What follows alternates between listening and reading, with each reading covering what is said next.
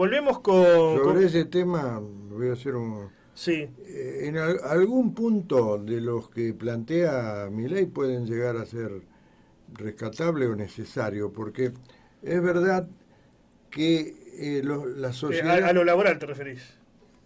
Algunos de los puntos habría que analizar. Son 300. Bueno, este es el tema. Sí. Si hubiera centrado los objetivos en algunos puntos necesarios, porque es cierto que en todas las sociedades que son exitosas y que funcionan, tiene que haber un equilibrio entre la sociedad civil, el peso de la sociedad civil, el dinamismo de la sociedad civil y el peso del Estado, que administra, funciona. Bien.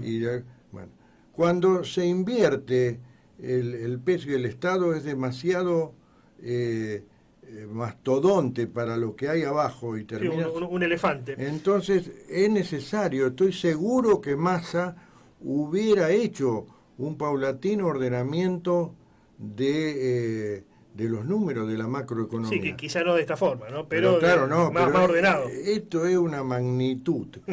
Tirarlo todo junto en un solo decreto, me parece que es falta de oportunismo político y me parece que se le puede complicar mucho al gobierno. Bien, vamos a hablar, Ángel, de lo que nos convoca Reutemann, el hombre que pudo y no quiso ser presidente. Acá está el libro. ¿Cuántas páginas tiene? 130 por ahí. Es de fácil lectura, es para el verano. Sí, porque... 100 páginas en total. 100 páginas en total. Bueno, 100 páginas en total. ¿Por qué la idea de escribir un libro sobre Reutemann? Bueno, porque yo he sido uno de los hombres más cercanos, colaboradores en el nivel legislativo, en el primer gobierno, primero en el armado de la estructura de Creo en Santa Fe. Creo en Santa Fe, sí. Claro, era el sublema con el cual Reutemann se lanzó. Yo he estado prácticamente desde el primer minuto ahí. Hubo un grupito que estaba desde antes, como Jorge Giorgetti y otra gente. Creo como el de Pablo Jauregui, ¿no? Como el partido de... Ahora entré...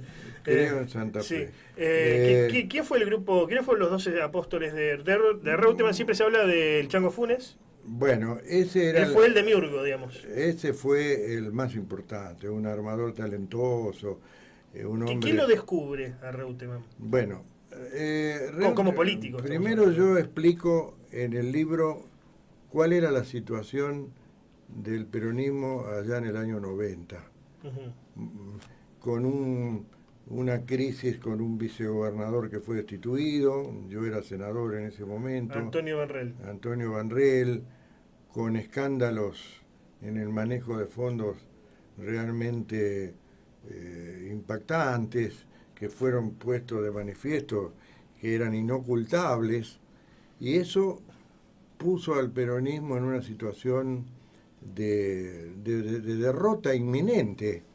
Es ahí donde el talento y la visión quizás de hombres como Duhalde y del propio Menem vieron en una figura mucho prestigio en ese momento deportivo, pero también por su personalidad seria, que en Reutemann una posible alternativa.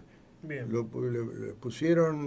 Le ofrecieron que caminara a la provincia, lo hizo con un ladero que le designó el ministro Mera Figueroa, que era ministro del Interior, y realmente Carlos Funes fue un hombre chango. ¿Pero lo descubre el chango?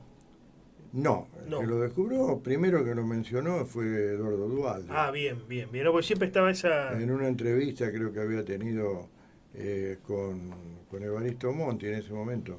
Bien. Porque Reutemann venía del PDP. No, dicen que la familia era simpatizante del PDP, pero que yo sepa nunca estuvo afiliado al PDP. Ajá. No, porque él desde muy jovencito dedicó toda su vida a la carrera deportiva y estaba alejado de lo que eran las cuestiones políticas. Y Perón lo va a ver en esa famosa carrera que pierde Reutemann. Bueno, ahí Perón le regaló... ¿Cómo lo dejó vivo? Le dijo Perón, tráiganlo, porque estuvo punteando toda la carrera.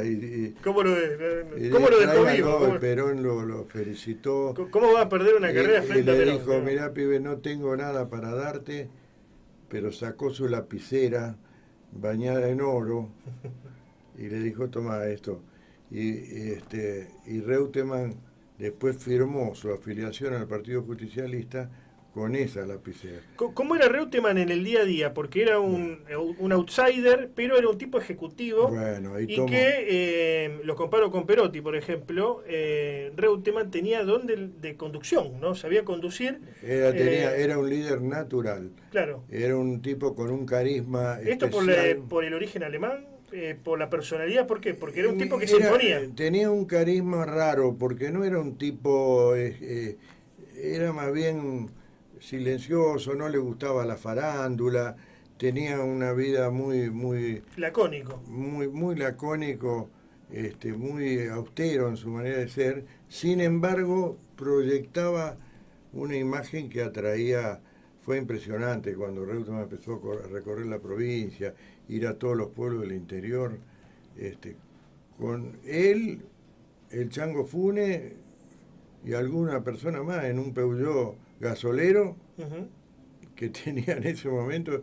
Se recorría todos los pueblos, iba y se instalaba a lo mejor en el club del pueblo a tomar un vermú, un café, y al poco rato estaba todo el pueblo ahí. Claro, sí. Bueno, ese carisma lo llevó contra todos los pronósticos a un triunfo que después con Usandizaga, con el cual tuvo una relación de respeto muy grande, los dos líderes de ese momento. Reutemann, que terminó siendo el jefe indiscutido. Incluso se hablaba de un pacto político, ¿no?, entre ambos. Bueno, yo fui ministro de gobierno y yo medié en algunos temas, y eran hombres que se cumplían la palabra, se respetaban. Nadie encontrará algún escrito donde uno diga barbaridades o insulte al otro. ¿Era de derecha Reutemann? Por ahí se dice de derecha conservador. ¿Era así o no? No, tampoco era de izquierda, pero era un hombre con un pensamiento centrado. Y yo cuento en el libro, en aquellos momentos tremendos del 2001, cuando hubo un caos económico, motivado por un gobierno que era de la Rúa, no era un gobierno peronista. Hubo un vacío de poder. Él llamó a su ministro de Hacienda, que era Mercier, un hombre también muy eficiente en lo suyo, y le dijo, todo lo demás se puede postergar, pero que no falte la comida a la gente y que podamos pagar el sueldo a nuestros empleados. Era un hombre que tenía sensibilidad. De hecho, hubo una vasta acción de inversiones en escuelas, en la parte social. Era un hombre identificado con esas ideas que hablábamos de un justicialismo de centro, moderado, pero con sentido social. Se cumplió un aniversario los 19 y 20 de diciembre del 2001. ¿Vos en esa época qué cargo ocupabas? No, bueno, ahí he visto una página. ¿Vos qué cargo ocupabas en esa época? Ninguno. Ninguno. Yo fui ministro hasta septiembre. ¿Por qué? Porque Reutemann tenía una cosa que después nadie más lo hizo.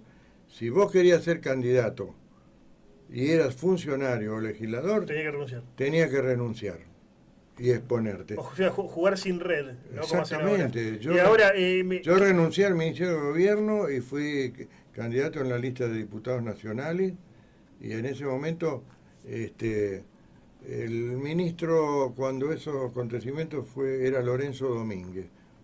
Un dirigente de San Lorenzo. Sí, excelente, un hombre progresista además, pero bueno, le tocó lidiar con una situación donde explotó el país, saqueos en todo el país, y en medio de esa refriega hubo algunos enfrentamientos de la policía, y el más resonante, el tema de Pocho Leprati, lamentable situación, donde un policía disparó con una itaca y un perdigón que se desvió le dio en la cabeza a este chico y lo mató.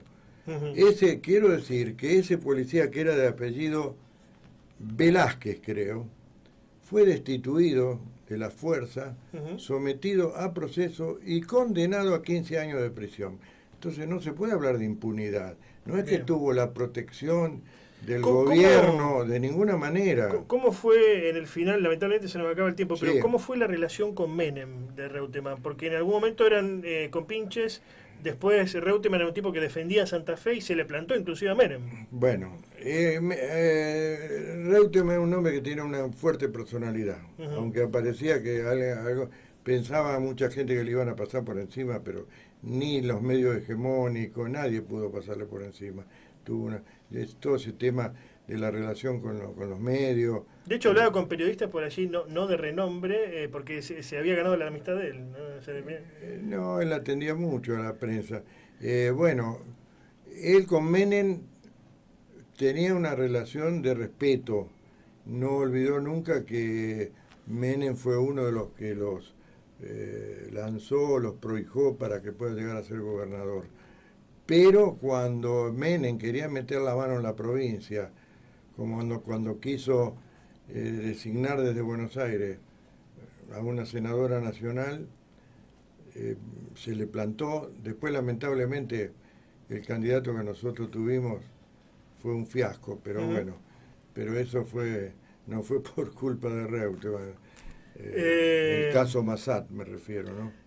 Una última preguntita. Él termina en el PRO. ¿Fue un buen final para su carrera? No. ¿Eso no? No, yo lo trato y digo que yo hubiera... Buen cierre, eso quería decir. El problema es que a estos sectores fundamentalistas de izquierda lo hostigaban con la inundación, con los hechos de diciembre del 2001, lo hostigaban con que había que llevarlo a juicio. Bueno, y cuando él quiso renovar la banca, todo el aparato del peronismo lo controlaba el kirchnerismo, que no... Le cerraron las puertas. Le cerraron las puertas. Y él hizo una alianza donde mantuvo su nombre de peronismo federal y después incluso nunca se integró al bloque del PRO. De todas maneras, yo creo que ese fue un error, porque él era un hombre amado en el peronismo en un 90%. Y ese paso final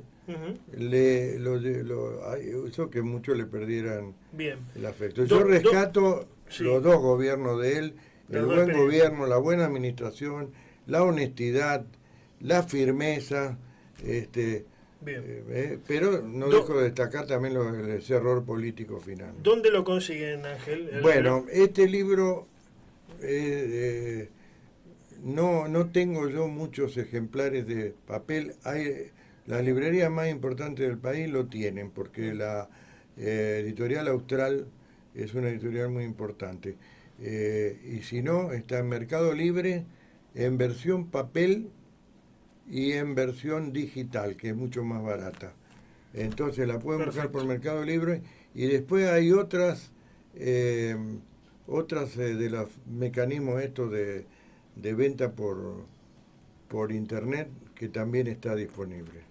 Muchas gracias, Ángel. Un gusto. Gracias por la invitación, muy amable.